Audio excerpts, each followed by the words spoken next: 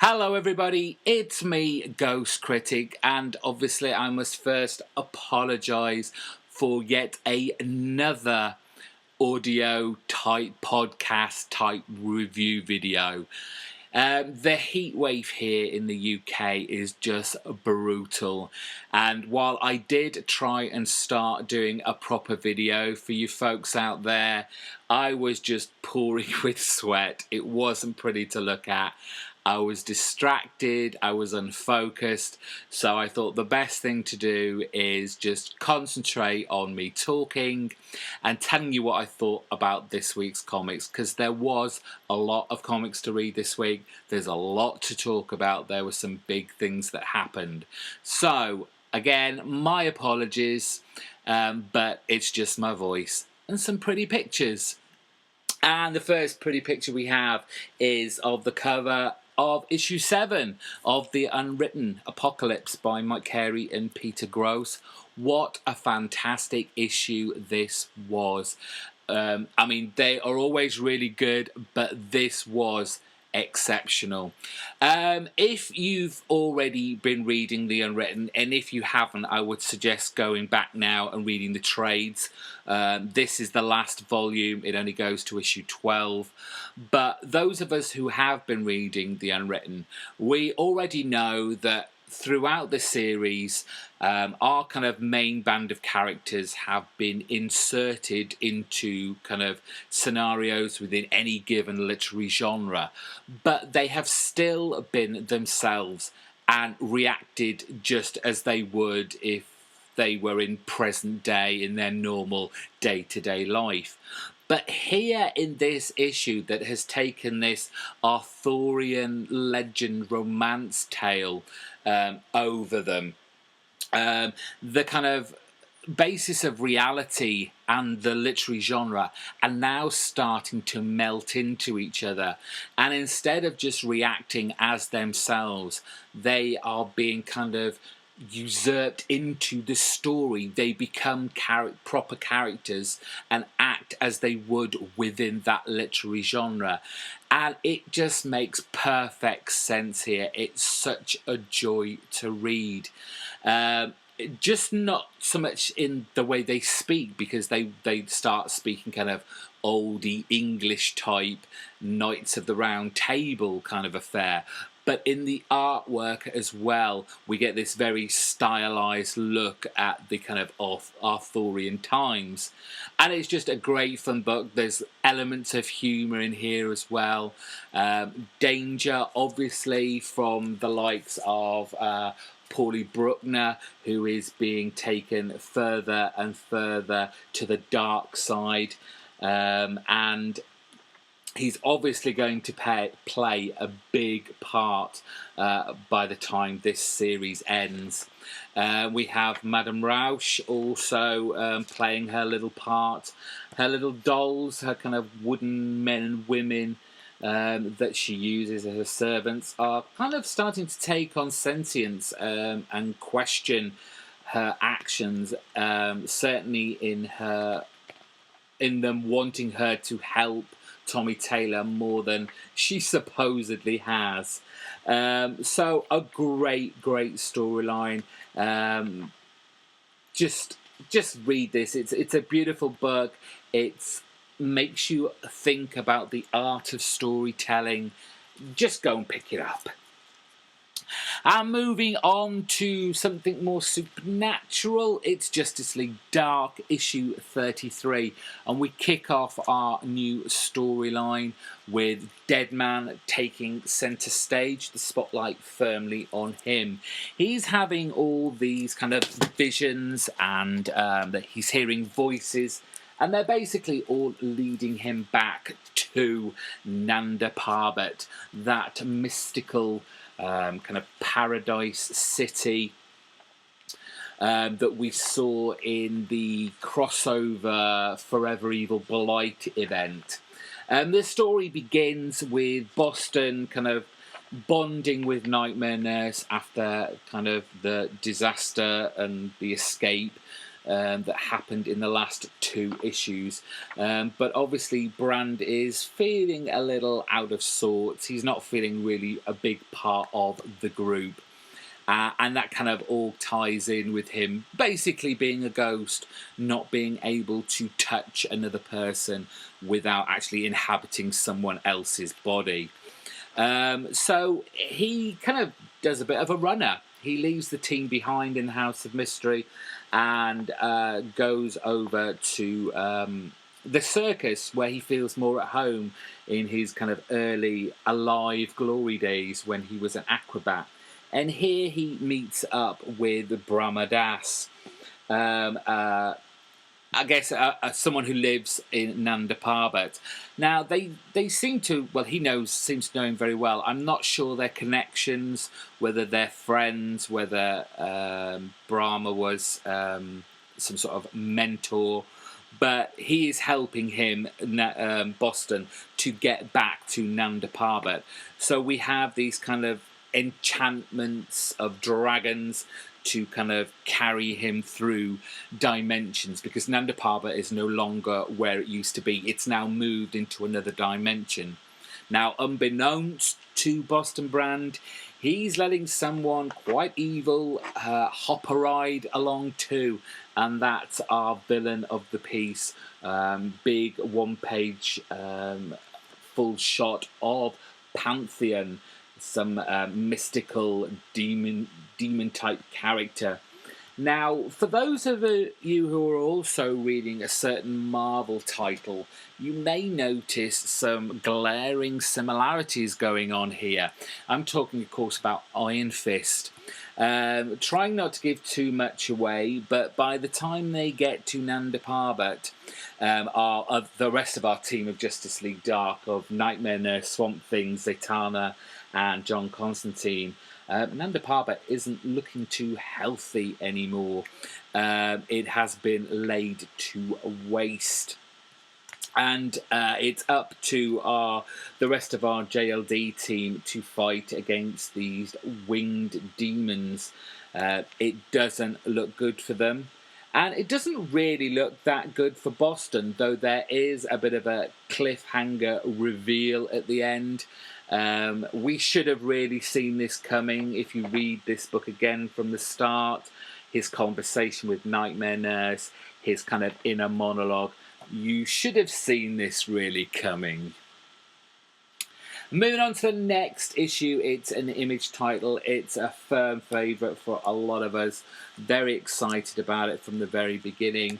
For me, it kind of been a bit of a roller coaster ride. It's kind of lost its way, then found its way, and that's all in one issue. I am, of course, talking about Brian K. Vaughan, Fiona Staples' Saga. Chapter 21 came out this week, and it's basically a tale of guilt. We've got Marco and Ginny on yet another play date with their kids, and they seem to be edging ever closer. Alana, though she hates her job and is willing to quit it, despite the fact that this will leave them now with no money, decides instead to, I don't know, take a few recreational drugs, why not? And of course this leads both of them, Alana and Margot, having what is basically guilt sex. I know we've had this kind of teaser a couple of issues back, where the child of Alana and Marco has said that her parents along down the line are going to separate. I sincerely hope that it's not because of their indiscretions, whether it's extramarital sex or it's the use of recreational drugs, because that just seems too obvious a storyline for Vaughan to go down. I want there to be a twist to this, and the twist may come from the much more exciting part of this book, because we also have going on our kind of renegade TV-headed caretaker who had kidnapped the new baby Prince Robot. He is trying to get into a ship and is heading to, where do you think? Gardinia. Who's in Gardinia? Why, of course, it's Alana and Marco. So that is going to make for an interesting collision. We also drop in on the Prince Robot, the 4th, the 5th, the 14th, the 15th. Anyway, he's been having a great old time in Sextillion, maybe a little bit too long, 21 days too long it seems. And it is put to a stop when finally our kind of Grand Madame of Sextillion breaks up the party to let him know that, oh, by the way, you're a daddy. He isn't too well pleased that he has been kept in the dark for so long, and unfortunately, as someone bites the dust very unceremoniously. These are the bits that I'm actually enjoying so much more than the Alana Marco storyline. I know the root of this book is very much the kind of family dynamic. It's a book about families. But the Alana Marco story is just so not interesting at the moment. It's too kind of real life. It's what, say, you, me, your husbands, your wives could potentially go through down the line, but put in this kind of alien setting. So maybe that's why certain people within our community like that part of the story more. They could maybe identify, empathise, sympathise with their situation, where I just want all the violence and the blood and the guts. But that's just me. Let's move on to new issue 1 from DC in their new 52 range. It was the Star Spangled War stories featuring the premiere of G.I. Zombie. What is G.I. Zombie all about? Well, basically, it is a female cop with an undead partner. Yes, we have this, like, well, we don't know right at the start, but we eventually do. This kind of FBI detective cop woman, and she's trying to infiltrate a biker gang who have this, what they think is a stockade of weapons and a big armory that they have stolen and waiting to sell on. And they are trying to infiltrate it to get to the bigger fish. And that's where our zombie comes in, who pretends to have been caught, giving the opportunity for our female detective FBI agent to kill him, because it's not going to matter. He's already dead. So the cover isn't blown, and it all looks very real, and she gets closer to the head of this biker gang. You know, Palmiotti and Gray do a fine job on this, but I can't help thinking that this would have been better with a certain other kind of occult, supernatural, kind of demon zombie pairing, and that was John Rossum and Irving, who did a title just before the new 52 started called Zombie. That was with an X.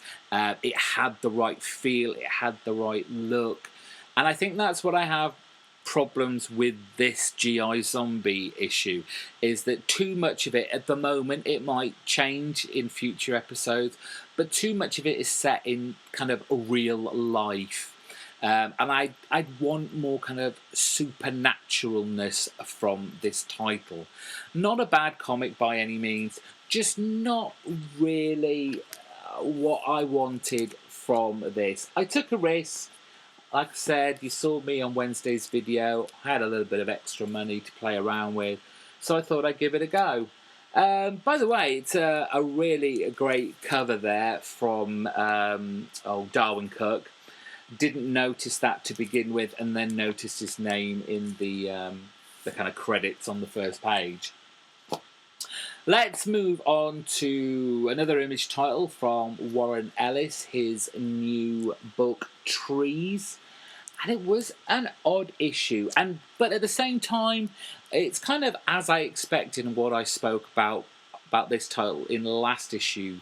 where this, what I think this comic is going to go is that it's more about the people dealing with this emergence of these kind of alien trees, rather than what the trees and what may be inside them. And it's going to be more like character based and how they get through life.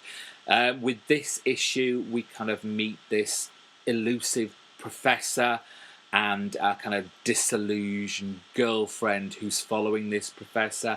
I think by the looks of it, it's kind of set in Paris. We meet back up with Chen, the boy artist, who was let into this walled community that housed all these great kind of artists, this very bohemian lifestyle, but he doesn't seem to be embracing it as much as you would have thought. He has stayed in his room all this time, drawing from the views he can see from his window. So one of the other people who live in this kind of tenement that he's staying in drag him out. And that's it. There didn't really seem a lot going on. The idea of the trees they are there in the background. You can always see them there in kind of the artwork of Chen. There's always a shading of one of the trees in the background of his drawings. The same with the professor. He's doing sketches, and in the background where he sat, there's the looming shape of these trees. The standout for me in this book is Jason Howard's artwork. It is very, very good, especially in the faces of our characters. They all look how they, I know this sounds a very stupid thing to say, but they all look how they should look at any given time. They don't just have these blank faces. They're very expressive, and I really appreciate that from an artist, instead of being kind of like lazy and just drawing some kind of generic face. So I'm intrigued about this title. I want to know more. This was a very kind of sedentary issue, but nevertheless a very interesting read. 3 more books to go, folks. Told you it was a long old week, and we have our weekly turn with Batman Eternal. It's issue 16, and we are firmly, for the most part of this issue, still in the asylum with Corrigan and Batwing. Corrigan and this new character, Mr. Bygone, are kind of, for want of a word, fighting each other. There's altercations there, but we still have no Spectre. He hasn't emerged from Corrigan yet. The reasoning behind this, not really explained, but I just want to see the Spectre. Bring him out. Batwing is battling against Joker's daughter. She seems to be having these kind of interesting conversation with someone over the phone. Is it the Joker? Again, we don't really know. There were some bits in this that I was not really going with. The whole kind of Joker's daughter pretending to be Batwing and speaking to Batman. There was almost this moment where I thought that Batman realised that it wasn't really Batwing talking. There seemed to be, I kind of get the feeling that there was this secret code going on. I mean, there's a bit where Batman weirdly says, report when you get back, I've got another assignment for you, and give Jim Corrigan my regards. And that last bit just seemed really odd, but didn't get picked up on. And I just wondered, is that leading into Batman realising that Batwing and Jim Corrigan are in trouble? But again, that didn't seem to be picked up on, because Batman is still, well, he's basically stalking Lieutenant Bard now, following him around the town, watching him break up all these gangs in his own inimitable style. We've got Professor Pig, a little bit about him being brought into Arkham Asylum and being led into this kind of darkened hallway where the ghostly kind of smoky entrails are coming towards him to, well, we don't know what's going on down there. There's a tiny brief moment again with Red Robin and Harper.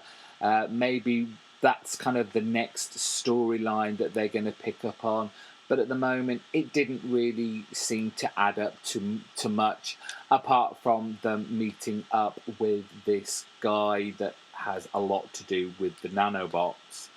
But it's all about Arkham Asylum, and it's all about bringing a long-thought dead enemy back to life.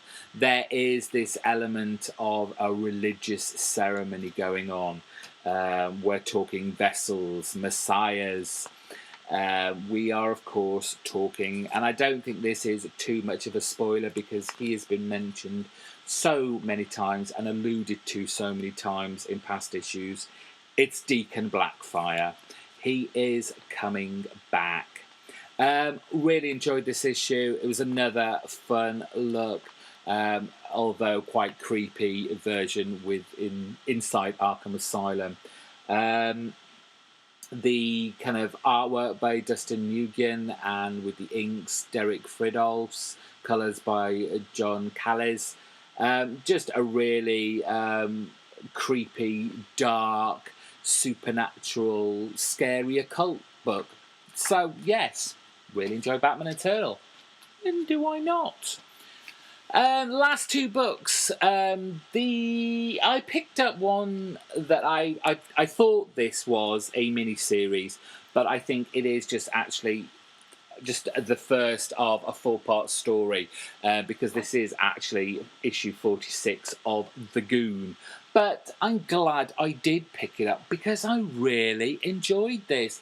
I can see why Tim likes this title a lot.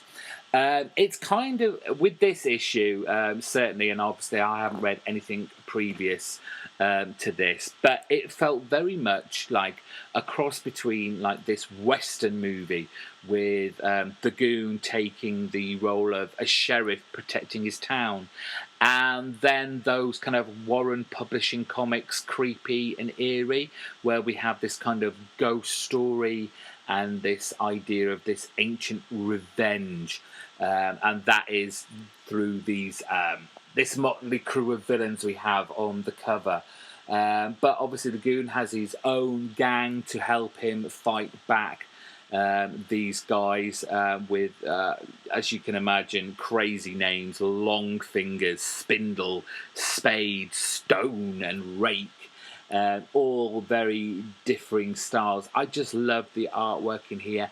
It is a very text-heavy book.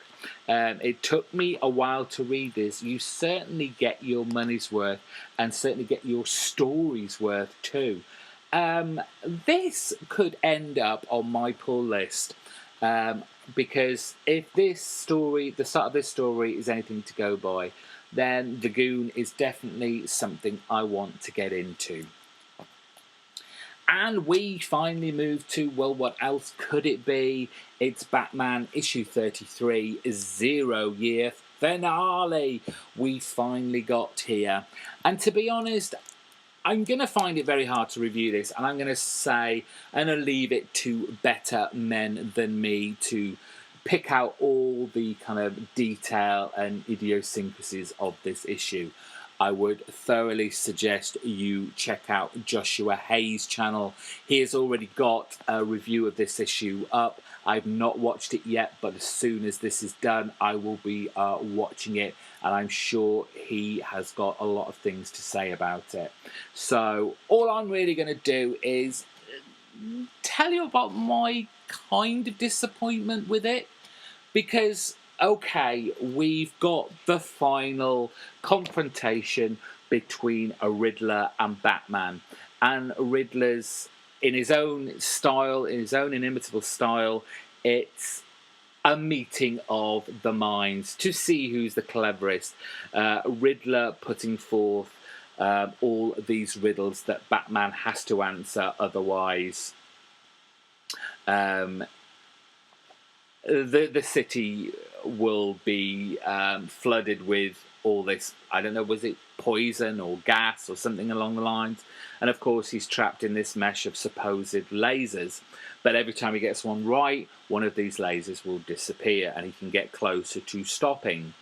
But although he answers a couple along the way, it kind of a bit disappointing, really, because after all, the idea that Riddler has used his brain, he's used his intelligence, his smarts to get to where he is now, the only way Batman can put him down is through his fists. So at the end of the day, it's always going to end up brawn over brains. The ingenuity of it all comes much more from kind of our sideline characters like Gordon and Lucius. So I was a little disappointed with the kind of big macho put down of the Riddler. We learned some very strange, and I guess because it's the New 52, they can twist things around a little. But at the end of this kind of super issue, we go a month later after the Riddler has been put in prison. And it's basically this kind of another love letter to Gotham and its people and its endurance, which is a little bit trite. It's been done before, but it's those other added little bits that have been introduced into the Batman mythology. No more so than Bruce and his shock therapy treatment, or almost shock therapy treatment. He obviously couldn't get over the death of his parents, went a little bit crazy and decided he wanted to kind of reboot himself through shock therapy. We get this kind of brief look at what could have been Bruce's future with this young woman, Julie, but obviously it is just an illusion. It was never going to happen because the only bitch that Bruce goes with is Gotham. Batman belongs to Gotham and always will. It's over. It'll be interesting whether I'd want to read this from the very beginning, from the very start of Zero Year again. But there were elements that I was disappointed with. There were elements that I thought were unnecessary. But overall, it's been an interesting, fun, entertaining event. What did you lot think? That's me out, guys. Thank you very much for putting up with me for this long. Sorry it went on a bit long. Sorry it couldn't be a proper video, but it's just way too hot here and I'm already still sweating just talking to you. So till next week, where hopefully the weather will have cooled down and you can see me again. It's me, GhostCritic, saying goodbye. If you enjoyed this video, go check out some with my face actually on them. Hit the subscribe button, hit the like button, and throw some comments to me in the section down below from this video. Until next week, have a great weekend, guys. Goodbye.